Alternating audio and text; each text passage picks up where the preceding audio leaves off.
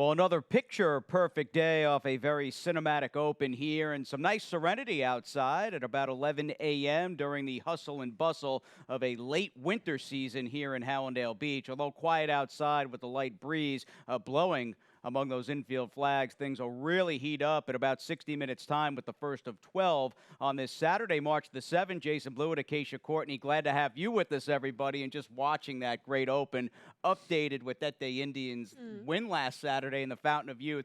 I'm reminded 3 weeks out from the Crone Florida Derby. We're just a few weeks away, obviously a major prep for the Kentucky Derby and a race that has been very fruitful with horses going on to be successful, not just in the Kentucky Derby, but all three Triple Crown races, and obviously beyond, just looking at the likes of Maximum Security and what he's gone on to do on the racetrack. So something we're all looking forward to. We're gearing up for that. A couple of stakes today, not graded ones, but some still really, really nice fields and some real quality as well. Oh, yeah. I mean, for first and foremost, that Silks Run is almost a 75K, almost overnight stake, if you will, masquerading as a real Grade 2 race with Shecky Shabazz, who ran so well a few months back in the Breeders' Cup Turf Sprint. And just speaking of the Breeders' Cup, last fall out at Santa Anita Park, a big day at the Great Race Place, wishing them the best with Big Cap Day out there, and you've got Kentucky Derby preps all over the country. Absolutely. So we'll be keeping an eye on all of that. A fantastic day carded out at Santa Anita, our sister track, and lots of good action going on. It's a good time of the year to be a racing fan. It definitely is. And I'll tell you, Friday, March 6th, was a good time to get involved for a lucky few in the Stronach 5 that played it right, got a little lucky, and hit for over $31,000. Yeah, it's pretty impressive. That low takeout, it is a $1 wager, but look what you get back. So $1, you put a ticket together, maybe you find some friends, you could end up with 31,000 plus. So congratulations if you ended up playing, and don't worry, Stronach 5 will be back next Friday as well. As will the Beat the Expert contest. Had 3 winners yesterday. Karamani and Grace's Drama losing in races it looked like at the quarter pole they were shoo-in winners. Those were 2 tough stretch defeats, but hey, it's part of the game. So well played to Jorge, Jim, and Robert, who each had 5 wins apiece in the Beat the Expert. Hey, congratulations. I'm up for Beat the Expert next week. Jason will be away on vacation, so I will be up. We're switching the schedule around a little bit if you're following, but don't worry, we're each going to have a chance to be in the spotlight. Absolutely. You're always in the spotlight.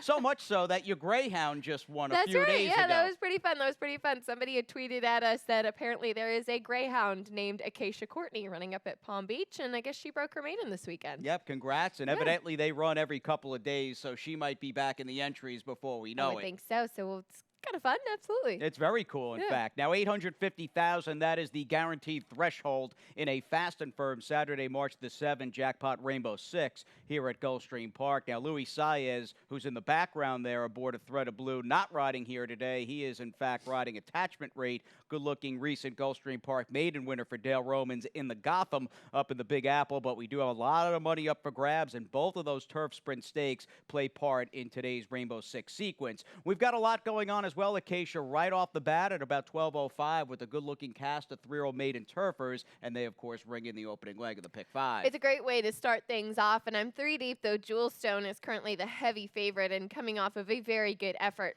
in trying the turf last time out. But I've got the firster Seize the Hay with a great name for Todd Pletcher. It is a great name. Yeah, Holy Emperor trying the turf for Jimmy Jerkins. I am just going to stand alone in race number 2. I ended up using Creative Award. I really liked Shanghai Mistress a lot today, so with the scratch of that one, I'm just going to stand alone with the one turning back in distance, first off the claim for Victor Barboza, and that's because I wanted a little bit of coverage in the third race. I think probably Speedy Hans, now with Mike Yates, is the one to beat, but it's a little bit of a tricky race to sink your teeth into.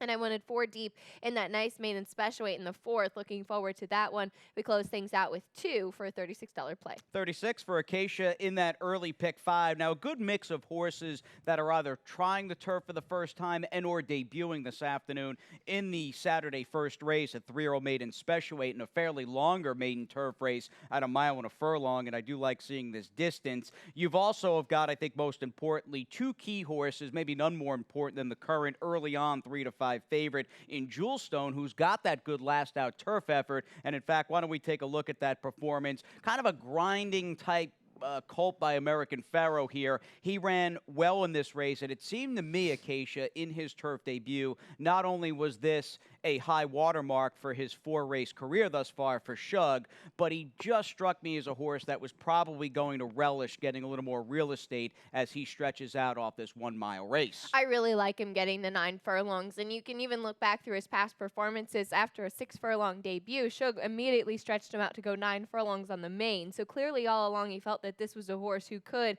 get the distance, and so that's what he's going to get to do today. Obviously, American Pharaoh, out of a mare who was a graded stakes winner and 10-time turf winner Oh, she too. was So a good one. she was a good one for sure. So there's plenty of pedigree to back up the surface switch, and obviously looked like a good one as well. But we do also have, again, Seize the Hay. Irad Ortiz going to be aboard. Dam won a couple times on the turf, and I had seen the same stat that you did on the number 2 Holy Emperor for Jimmy Jerkins. Interesting move trying the turf. It is a good move, and a case that could be made that Holy Emperor got that first prep, if you will, on the dirt here, not getting bet and not running all that well on the Pegasus World Cup undercard in late January, and maybe just a springboard for Jimmy to move this Stronach homebred colt by Street Sense, who's out of a 2-time winning Ghost Zapper Dam to the turf this afternoon. A small sample, but a very niche-like sample, very specific one, obviously, moving dirt to turf with second-time starters. And clearly those are horses that have outrun their odds because the ROI is astronomical. We've got a firster in the race, the number 7, Queen's Plate Nolan. In fact, both the horses by Carpe Diem have cute names. They do. With Seize the Hay and Queen's Plate Nolan, who's a big price early on. Obviously, that's subject to change. Yeah, I like the name quite a bit. Obviously, Nolan Ramsey, Ken Ramsey's grandson and assistant trainer to Mike Maker. So I would assume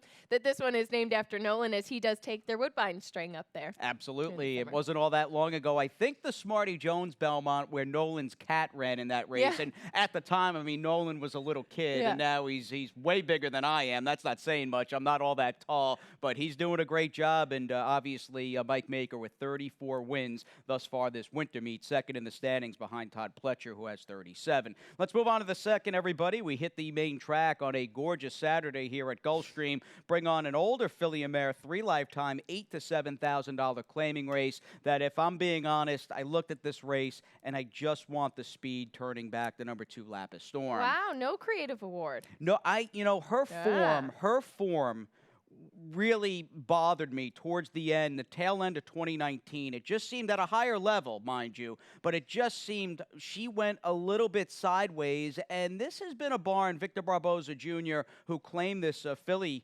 85 days ago, a little over 80 days ago. This has not been a barn that has lit the world. I get the winter's tough down here. I just haven't seen this barn, for me anyway, put up the kind of numbers that they were in past winter meets since I moved to Florida. Yeah, that's certainly fair. She has been running against tougher. I like her sprinting better as well. She's also been going longer. So I actually think that she has a big shot in here with the Misael Jaramillo. But certainly in a race like this, and taking Shanghai Mistress, who I had admitted was my top pick originally in this spot, out of the equation, you could just see a case where Lapis Storm potentially just wires the field. She's got a lot of speed. I don't think She's One Mad Mama is as fast as her either, so that's going to be an interesting kind of layer to that. But Blue Chicory won against the boys for the non-winners of 2 condition last time, and that's a mare in good form, so it's actually a nice little race, even with the scratch. Let's move on to the third. As we stay on the dirt, everybody, we'll cut back to 3/4, going the 6 furlongs with this cast of $32,000 to $30,000 3-and-up claimers. Now, I might not like the likely favorite in the second race per se, but I had a hard time picking against the number 4 3 Deep, who's one of 2 in the race, trained by Jose Pinchin, thinking off the 65 fig and the fact that he showed speed and lost to an Eddie Keneally or Brian Lynch dropped down last time out. The Uncle Mo dropped down in 4 of Swords. At this half to 3 rules, just finally found the right field. It certainly could be, and he ran okay last time, actually, with the addition of the blinkers too. And I think that really helped because he obviously still needs some mental maturity, I think, more than anything else. So hopefully he's going to have that. I took a stab with Speedy Hans, who's dropping in class and moving over to the Mike Yates barn. And though it was on the turf at Tampa and he was well beaten, it was a productive race and a good field that he does come out of. His only race on the main was at Delaware back in September, where he did show some speed, but again, it was against special weight company. So I think that the drop just looks like a logical move for him at this level of competition in the winter, and hopefully he'll like this spot. And we like Mike Yates. Yeah, Does he an does a great outstanding job. Yeah. Younger horses, horses with speed. It seems Yep. like his horses all break pretty alertly, and that horse might be set to improve this afternoon. Moving on to the fourth, we've got the split division, the second and final division of these 3-year-old maiden turf horses going a mile and a furlong. Obviously, the Jewelstone cast in the first race is the opening division. This race, I'm not sure if it came up tougher than the first, and much like the first, though, there's that extension of the likes of Express Pharaoh, who I picked and you picked, who's got a good turf race, along with the number 5 Tapaloof. And then we'll get to in a second some of the horses that are debuting for the first time, mainly Chad's Firster by Temple City. But like you, I like Express Pharaoh. I think that Unconquered Lee race he's coming out of could be okay. And he didn't get to show his normal speed that he ordinarily does. Kind of broke out at the start, just kind of got out of the gate in a bit of a tangle. And I had liked, and you did as well, on Unconquered Lee trying the turf that day, and there was no catching him that afternoon. And I kept looking back at Express Pharaoh in the walking ring prior to the race, and he just has a turf look to him, and he looks fast. And so I think kind of being taken out of his comfort zone, even though it was on the turf for the first time and he still finished second, I think he's going to run better today if he gets out of the gate a bit cleaner. Now, as far as Tapaloof does go, this horse, and he's the half-2 Ballon Rose, who's by Warfront, who was a well-touted Chad Brown horse, Very going for expensive over horse, too. going Yeah. for over $1 million, and she's huge, and that's been her Achilles heel. Unfortunately, that's the same thing with this colt, is that he's just so big that he gets in his own way, and that's kind of, it's tough for some horses. I think the maiden field he faced last time, which has been productive, is very strong, and that was his best race to date, excuse me. But again, with horses like this, sometimes it's just hard for them to find their form. I think the 9 furlong should help. And he's had, about 9 weeks since that last start, closing out his 2-year-old campaign. So perhaps a case of already having 3 races under his belt, a longer race, and a little over 2 months or so for John Kimmel to maybe mature a little more at this point in the season. Perhaps he'll put it all together and put forth his best race this afternoon for Whisper Hill Farm, and he'll need a good effort here, not only with Express Pharaoh in the race, but I've heard a couple of whispers that the 6 Amano for Chad might be okay. Now, let's backtrack, and we don't have to go all that long ago on the calendar. In fact, last weekend, looking at this horse, the morning of the Fountain of Youth last Saturday up at Palm Meadows, when he breezed on the inside of his workmate Absam, I can tell you this was a former $15,000 yearling pinhooked for sufficiently more, went for $80,000. And $80,000, it still almost seems like that's a bit of a bargain horse to be in Chad Brown's barn sometimes. But it is nice to have the opportunity to see these horses working on the Palm Meadows turf course for the debut. As on the bottom side, there's not a ton of immediate turf pedigree, but obviously with the Temple City on the influence on the top side, this one's interesting, and I thought it was a strong work. He looks like a strong horse as well, and he's going to need to be to go 9 on debut. No, it's a good point with Chad debuting him in a fairly long race. I mean, as far as contemporary racing is concerned, you don't see all that many horses debut first time out going a mile and a furlong dirt, or especially on the turf. Anyway, we'll move back to the main track here. 5th race, we'll close out Acacia's early pick 5 for that $36 place. Some $8,000 to $7,000 claimers in this one. And I had liked, although I don't particularly care for the Barboza horse in the second, I did like the effort off the claim for this outfit last time out. Different trainer running the show of the 8 Silent Tiger, and I like his speed and ultimately where he's posted outside of the 1 Carlaby Pom Pom, who did not run well last time out as a big favorite. No, he didn't, and I think that this is a good spot for Silent Tiger, who had that nice win last time. I think this is a logical next place for him. The third place finisher did come back to win, and he has speed, but he's not necessarily a need the lead type, so he can kind of let the race unfold to his inside, which I think is a good thing. And the number 4 Cabre, he's been in such good form, and he's now first off the claim with Williams Thoreno, so he's one that maybe we're not going to get him a chance to see him continue that good form. Maybe the wheels will kind of fall off now. It's obviously a big ask to have 4 in a row, but he's just been so good sprinting. I just couldn't leave him off, even with the barn change, and he's tactical. And this is a trainer in William Thoreno who's done well claiming horses. His limited times doing that, and just missed crazy finish here. The race Night Watch won on Yeah, Thursday. yeah.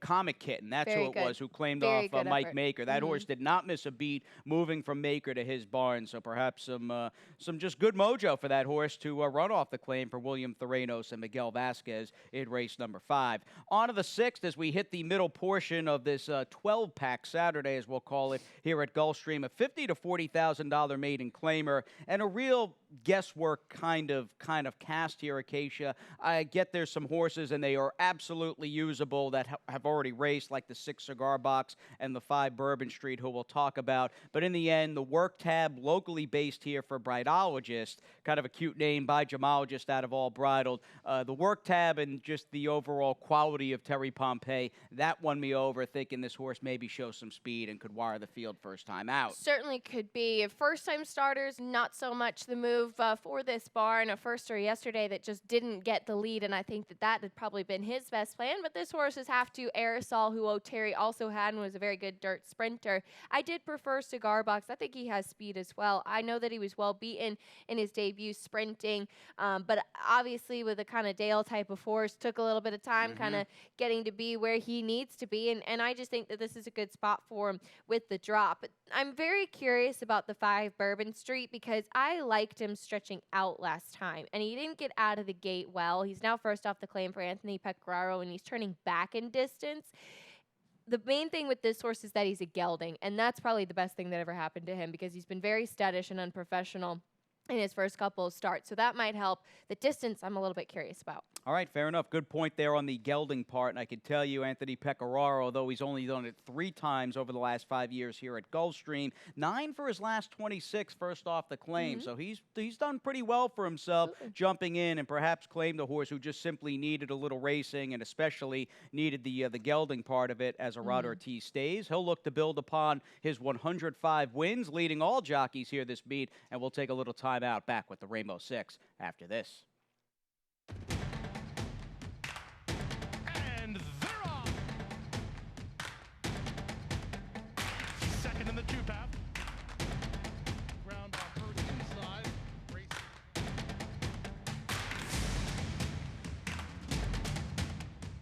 A quarter of a mile to go, and he's 6 yards out. It's last of the 12 as they roll into the backstretch.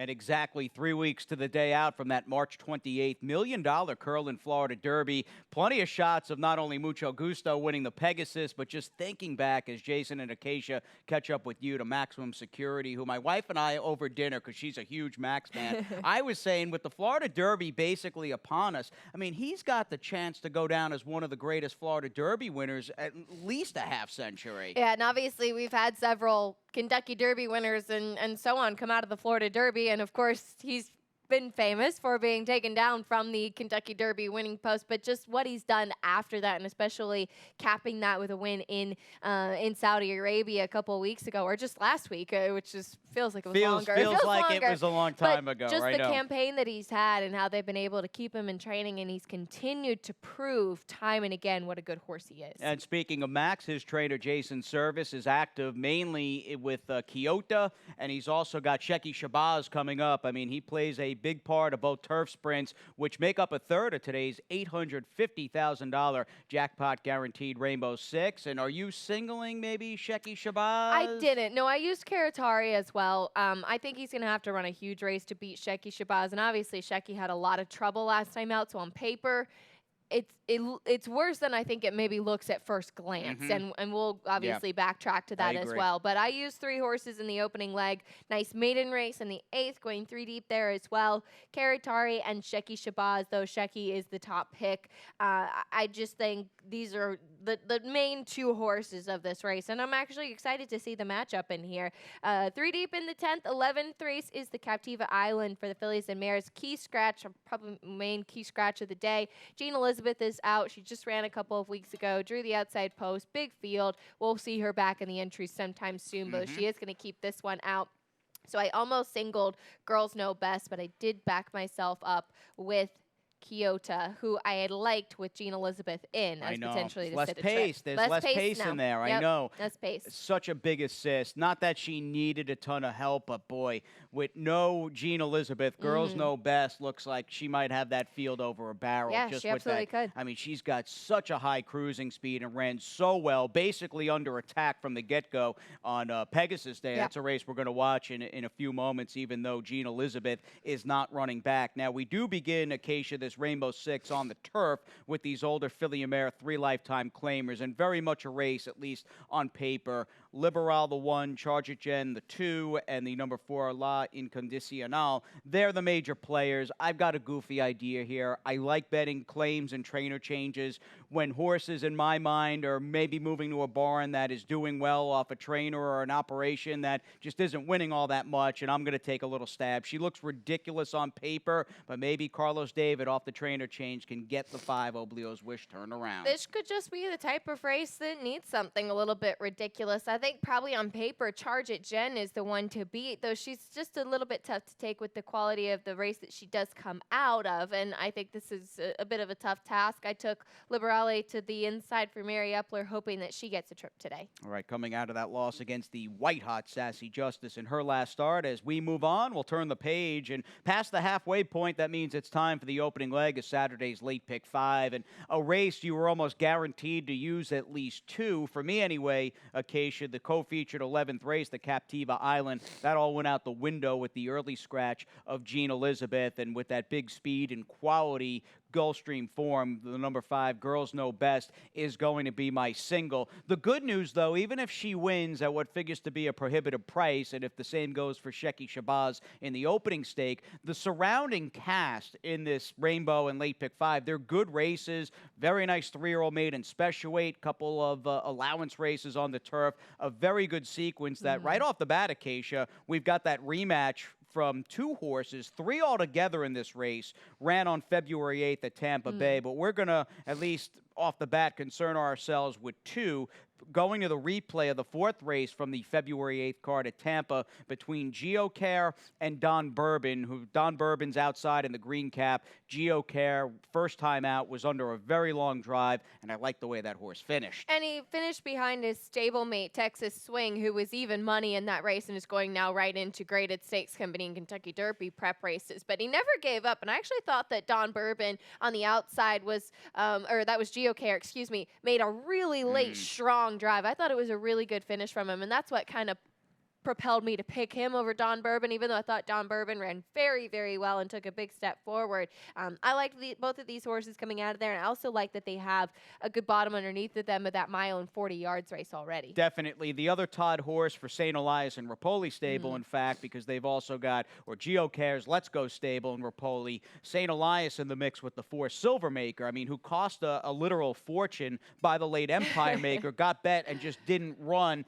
Is he, if you're going 3 deep, is he the kind of horse maybe you're looking out for? Because at that, at the very least, he's going to be a distant 3rd choice off the 2 rematch runners we just looked at. Well, because we had the big guarantee today, I set my ticket up a little bit, and I used him because I think that the stretch out in distance should help him. Didn't get out of the gate well. He's half to Eskimo Kisses. There's a beautiful pedigree in there on top of being by Empire Maker. Stretch out should help him, and obviously just going from race 1 to 2, with Todd, he's going to take a step forward. Now let's move the page and flip the page. We'll get on to the first of a couple of turf sprint stakes. Again, these definitely have a graded look to them. 75K, the purse in the Silks Run as we start things out, going 5 on the grass. And you've got the 2 through 5 finishers dropping out of the World of Trouble turf sprint here on Pegasus Day. You don't have, for Peter Miller, Texas Wedge running back. What you do, though, have is Shecky Shabazz moving off the rail, and a lot went on in this race. Mainly right off the bat, it was the 5 fielder who took the worst of it out of the gate. He was a little sluggish. He absolutely broke awkwardly, and even though he's more of an off-the-pace type, perhaps he was a touch or two behind the 8 ball. Shecky Shabazz, though, was the one adversely affected down inside, who was just never really comfortable in my eyes. And let's not forget Karatari, who ran a giant race chasing. And even at this point, you can see in the pink cap and the mic'd up collar, Shecky Shabazz just has nowhere to go. He's trying to get between horses, just no room. And he was really, really game in order to run as well as he did. Texas Wedge was clear on the outside, and he's sharp, but game as well for Karatari, who held on to be second there. So I think that both of these horses are better showing some speed. You do obviously have some other speed in here with Sturgeon. The oldies but goodies, though a long shot had a little bit of early zip as well, and he is out of this race. But I just really thought that we're going to see a better and hopefully smoother trip for Shecky Shabazz, who I just really think I agree with you. He never got comfortable in that spot. And I think coming back, he's going to be a massive favorite in this race. Yeah, Maybe absolutely. not 50 cents, but I don't think you're seeing more than even money on this horse. Likely getting that trip that he wants is more of a first over tracking speed sitting right outside Karatari, who, not for nothing, let's give Karatari and race. Brian Lynch and his operation some credit. I mean, how good has this horse gotten this winter? Yeah, he really has been. And it kind of started actually over the summer. I remember speaking to Irad Ortiz after he won that allowance race at Saratoga, and I had interviewed him after the race, and we said goodbye. He turned around, he walked, he goes, "That was so much fun." And then it was a record-setting race that day. They stepped him right up into Graded Stakes Company outside post, and it was just a bit tough behind Legends of War there. So he's kind of been able to get back on track, which is a hard thing to do as well. Definitely, and likely the inside speed. Nice little rematch, obviously, off the World of Trouble turf sprint. We move forward, we hit double digits, and we're on the main track for race number 10, and a blue-collar field and then some, led by a couple of old-timers. In fact, you've got a 10-year-old in the race in Gray Bow, a couple of 9-year-olds or a 9-year-old on the rail, who I think is going to run very well, as do you, in French Quarter off the claim for Safi. We've also got an 8-year-old in the number 7, Just Kidding. So, I mean, these are some of our old familiar friends and a very likable crew here. You and I, though, Acacia, both taking Gray Bow, who I'm thinking at this stage of the game, not only did he face a tougher field last time, but he's maybe a horse that just doesn't particularly care for a sloppy track anymore. I agree with you, and I do think that obviously picking up Irad Ortiz today is going to be key. I like him sticking at the 1 mile, too. I think it was a bit too tough 2 starts back against the likes of Fearless and also going the mile and a 16th. He seems like he's a bit more of a miler. He's just kept such good company, and Jason and I are card-carrying members of the Gray Bow fan club, and hopefully this will be his day in the sun. And Safi, and best of luck to Safi, and chance it up at Tampa Bay today in the Tampa Bay Derby. He'll be running the 1 French Quarter, who, unlike Graybo and even Just Kidding, he's taking a pretty sizable jump up in class and running against far better. But it's just incredible the kind of career that this 9-year-old by Shakespeare, and he's always been an outlier with that more of a turf look pedigree, but he's been a dirt horse, true and true. And I think this is the kind of horse Safi could do pretty well with. Yeah, looks like a good claim because he's a horse that's just been in great form, and he runs no matter whose barn he is. Been a popular claim since August, and he's obviously has a good record here at Gulfstream too. Gulfstream record is very solid. Moving on and just continuing with the Eddie Keneally trained Girls Know Best in our co-featured 11th race as we jumpstart an all-turf late double here with the $75,000 older filly mare Captiva Island. Now, we don't have Jean Elizabeth in the race, but we do, of course, have a very short price looming on Girls Know Best, who did everything but win this race. Yeah. Will move to from the gate in the Lady Turf spread back on the Florida Derby undercard, and this was the Pegasus Lady Turf. undercard. Yeah, Pegasus undercard, absolutely, from the starting gate where I pulled the start because I wanted to show just how fast both of these horses are. And, I mean, they just went to war with one another, kind of race where both deserved to get their picture taken. And what a win machine Jean Elizabeth has been lately, too. I mean, she's just really been sensational. So there is absolutely no shame in being beat by this one, but they were just so game, and what a horse race they put on for us, watching them come down to the wire. And unfortunately, Girls Know Best just worn down. Kyoto checked in third, but there was no catching the top two. It really could be a case, and I think, like Jason, if you're looking for a single in the Rainbow Six or late pick 5 sequence, it could be that Girls Know Best just has the class edge in here and just kind of lays over the rest of the field with her natural speed, too. I think, and she's a horse I've been a fan of. It'd be nice to see her get back to the winner's circle in this spot as well. Though Kyoto has been solid, and she's obviously a horse that was a good claim for Jason Service, and he's done well with. Oh, her 5 furlong races, she has really found her niche, I think, being more of a 5, maybe down the line, 5.5 furlong turf sprinter. She loses, of course, that big, almost unavoidable duel she was going to get, though, with Jean Elizabeth in the race. So she's going to have to potentially overcome a way more adverse type race flow situation, but we'll see if she's up to it in the Cativa Island. Race number 12, a nice one as we close things down on this March the 7th. We've got some older fillies and mares in the Nightcap in this non-winners one allowance at 7.5 furlongs, and you and I both liking the number 7, No Way Jose. What price is she? I didn't look, actually. She's not your long shot today, is she? She is my long shot, yeah. You know, this happens sometimes. We don't look at each other's picks beforehand, and she's 6-1, actually. I thought she might be a little bit more of a price, but I thought I was being cute. But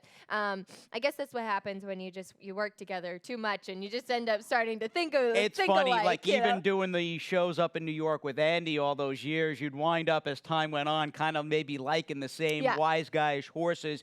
Watching her first start, though, I mean, all kidding aside, with you and I both liking this No Nay Never filly for Roger Atfield, her U.S. debut and first start since last June and first race for Roger here in the States, that was like, and she ran great, but like the perfect prep for her to move forward. And to stretch out in distance, too. I mean, she came flying late, too. She was at the back of the pack. So now going from the 5 furlongs to the 7.5 today, and they went really fast in that race, too. So it did set up for her to close. But I thought that she ran a really good race, and it was like a good little prep for her as well. And I was just kind of looking around, and all quality to the outside, bearing straight. These are nice horses, but they're posted well to the outside. What do you do with them? You've got Sweet Hitchhiker, who's faced good company, comes back in just 7 days. And I thought, hey, why not take a stab at this one? And we're going to do that, much like yesterday's Nightcap, just looking that Graham's got the 1 dark mission on the rail. Lily Curtness is in the mix with the 4 Sweet Hitchhiker. Yeah, very nice win with Lady Panda, giving Tyler Gaffalione his 56th win of the winter season. Now, he's not riding here today. He's out in California. Absolutely. He's got Stormy trying the boys once again in the Frank Kilroe, and we're fans of hers for sure. And we're also fans collectively of the one and only Pete Aiello, who's coming up next with those scratches and changes.